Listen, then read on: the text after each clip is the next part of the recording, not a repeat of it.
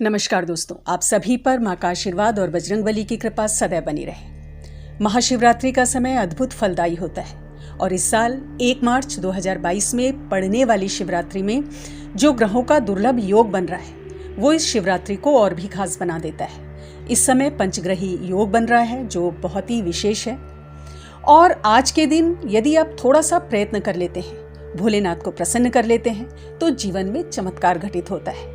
तो इस शिवरात्रि को आप यूं ही ना जाने दें, इस मौके का भरपूर लाभ उठाएं, भोलेनाथ को प्रसन्न करें। और कैसे प्रसन्न करेंगे इस वीडियो में हम चर्चा कर रहे हैं ऐसे 2 विशेष बेहद प्रभावी भगवान शिव के मंत्रों की जो आपके जीवन में चमत्कार लेके आएंगे यदि आप इन्हें सच्चे हृदय से भोलेनाथ को समर्पित होकर जपते हैं। आप इन्हें महाशिवरात्रि के दिन इन मंत्रों का जाप उठा सकते हैं या किसी भी सोमवार को आप इन मंत्रों का जाप उठाएं तो जीवन में आए हुए बदलावों को देखकर आप खुद ही हैरान हो जाएंगे। तो पहले मंत्रों के बारे में जानते हैं दोस्तों। पहला मंत्र है ओम ह्रीं नमः शिवाय। ये जो मंत्र है ये आर्थिक समृद्धि के लिए है, धन दौलत को अट्रैक्ट करने के लिए, भौतिक उन्नति के लिए ये मंत्र है। अगर आप इस मंत्र का जाप उठाते हैं तो हर प्रकार की भौतिक सुख समृद्धि आपको प्राप्त होगी।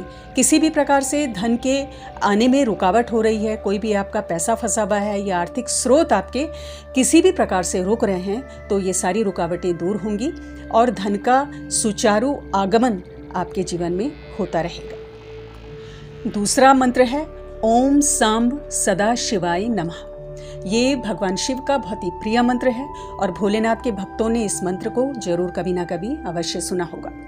ये जो मंत्र है ये घर की सुख शांति के लिए अचूक मंत्र है। अगर आपके घर में किसी भी प्रकार का क्लेश है, पति पत्नी के बीच में क्लेश है, परिवार में कलह रहती है, सुख शांति नहीं है, तो इस मंत्र का जाप करने से आपके परिवार से ये सारी नेगेटिविटी, ये सारी अशांति हमेशा के लिए दूर चली जाएगी।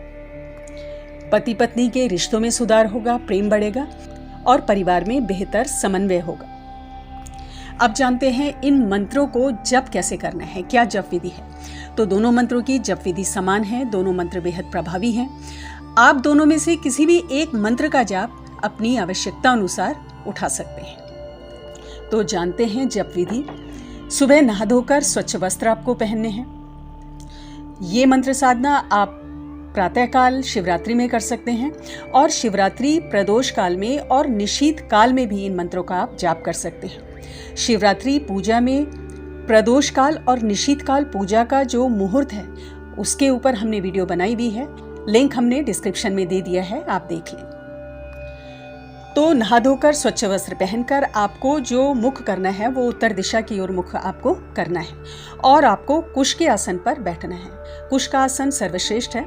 अगर कुश का आसन नहीं है तो कोई भी ऊनी आसन हल्के रंग का हो या लाल रंग का भी चलेगा, तो इस प्रकार के ऊनी आसन का आप प्रबंध कर लें। पूजा में सबसे पहले आपको भगवान गणेश, माँ पार्वती और अपने गुरु का ध्यान करना है, उनका आशीर्वाद लेना है। सर्वप्रथम भगवान गणेश का ध्यान करें, उनको धूप दीप अर्पित करें और उनसे प्रार्थना करें कि जो भी आप ये साधना कर रहे हैं उसमें आपको सफलता मिले। माँ पार्वती को मनी मन प्रणाम करें, उनका आशीर्वाद लें और साथ ही अपने गुरु का आशीर्वाद आप अवश्य लें। अब घर में अगर आपका शिवलिंग है तो उसका आपको पूजन करना है, अभिषेक करें। धूप दीप नैवेद्य भगवान शिव को अर्पित करें। नैवेद्य में पंचामृत का नैवेद्य और मिश्री का भोग आपको भगवान शिव को अर्पित करना है। अगर घर में शिवलिंग नहीं है तो शिव मंदिर में जाकर शिवलिंग पूजन करें, पंचोपचार पूजन करें, धूप दीप अक्षत पुष्प नैवेद्य भोलेनाथ को अर्पित करें। किसी कारणवश मंदिर नहीं जा सकते हैं तो घर में स्थापित भगवान शिव की मूर्ति या तस्वीर जो है आपके घर के मंदिर में उसका ही पंचोपचार पूजन कर लें। तो इस प्रकार सर्वप्रथम आप पंचोपचार पूजन अपना संपूर्ण कर लें। अब आपको संकल्प लेना है। तो संकल्प किस प्रकार से लेना है पिछली बहुत सी वीडियो में मैं आपको बता चुकी हूँ। दाएं हाथ में थोड़ा जल और अक्षत ले लें, भगवान शिव को अपना नाम बताना है और कितने माला आपको इसका जप करना है मंत्र का वो भगवान शिव को बताना है।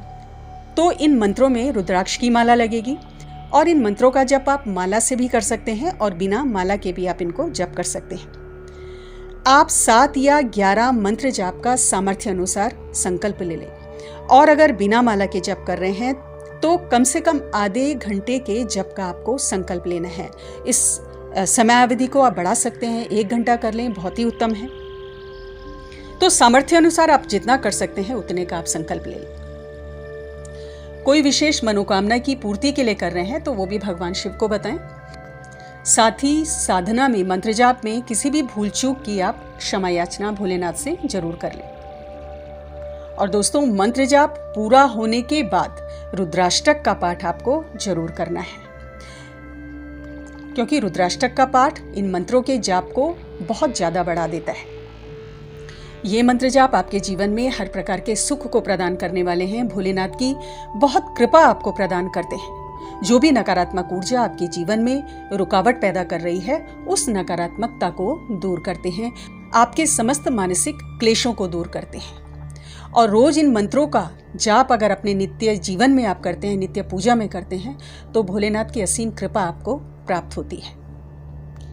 इन दोनों में से एक मंत्र को आपको उठाना है, जैसे मैंने कहा है, और आप चाहें तो इन दोनों मंत्रों का भी जाप कर सकते हैं। जैसे रात्रि के प्रथम पहर में एक मंत्र का आप जाप कर लें और दूसरे पहर में दूसरे मंत्र का आप जाप कर लें, या फिर एक ही मंत्र का आप जाप करें। तो जो आपकी सामर्थ्य है उसके अनुसार आपको ये जप उठाना है। तो दोस्तों, भगवान शिव को प्रसन्न करने के लिए किसी भी कठिन विधि विधान की जरूरत नहीं है।